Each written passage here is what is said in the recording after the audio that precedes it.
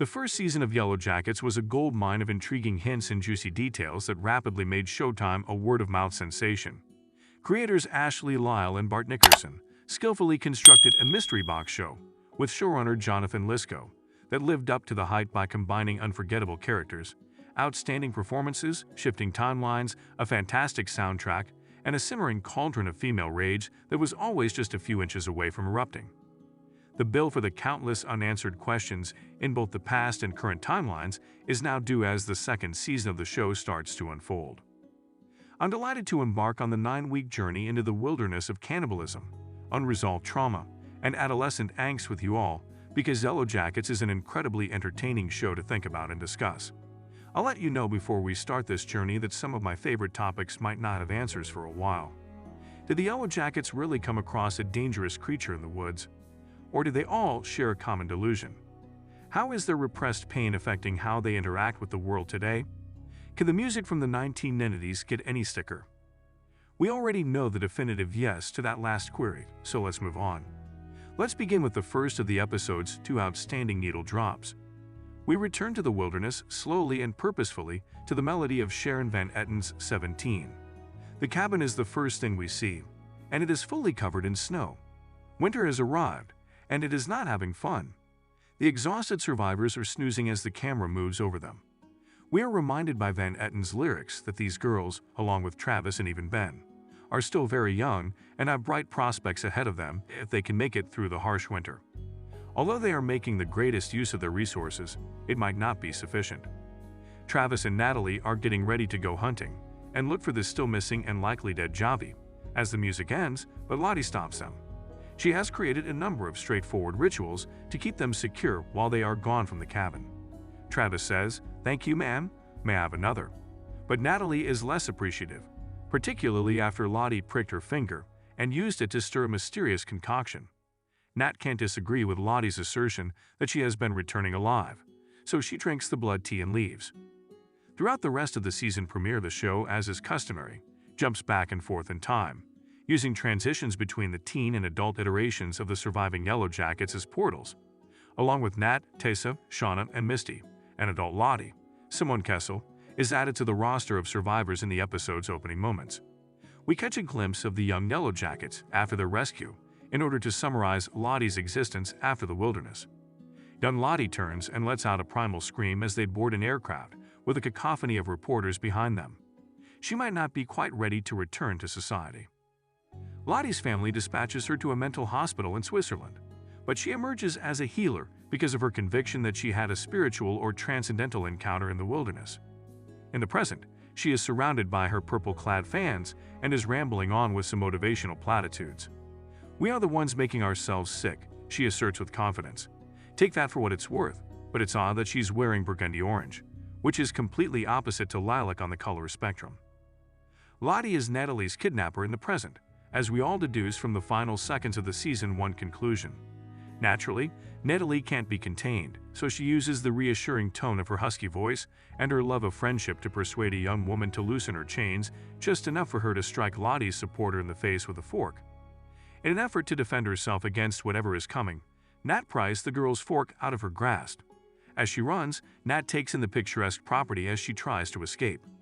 She unsettlingly runs into a group of cultists participating in a ritual that closely recalls the Antler Queen ritual we first witnessed in the series premiere. Is Lottie making money from her time spent in the wilderness? It certainly seems to be. As they navigate the effects of the first season, the remaining adult Yellowjackets are followed along separate pathways. Tide acquires a new dog to replace Biscuit, completely unaware of the horrifying scene that is unfolding in her basement. Leave Steve. Run.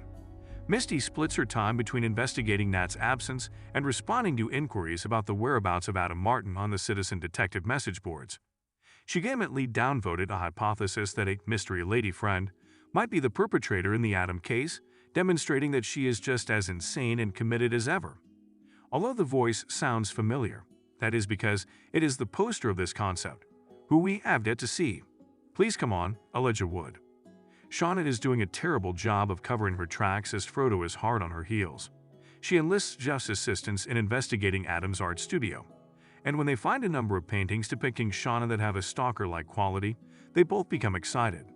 Although the intercourse is steamy and set to Garbage's crush's obsessive and seductive tones, it's difficult to decipher Shauna's thoughts.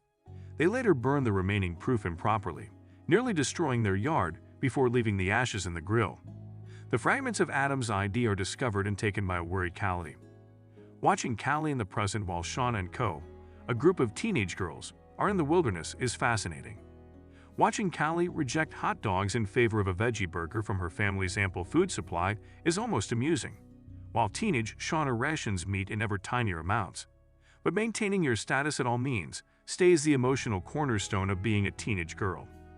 If 17 by Sharon Van Etten serves as a musical link between the past and present as the episode begins, Tori Amos' entrance into the conversation at the hour's end will bring us back to the show's core. It's remarkable that this is the first time Amos's music has been featured on the program, considering how much primal feminine rage permeates her music, and how much of an impact she had on a generation of musicians in the 1990s and beyond. Amos sings about raisin girls and cornflake girls in the song Cornflake Girl, with the former referring to females who would turn traitorous at a moment's notice, and the latter being more devoted.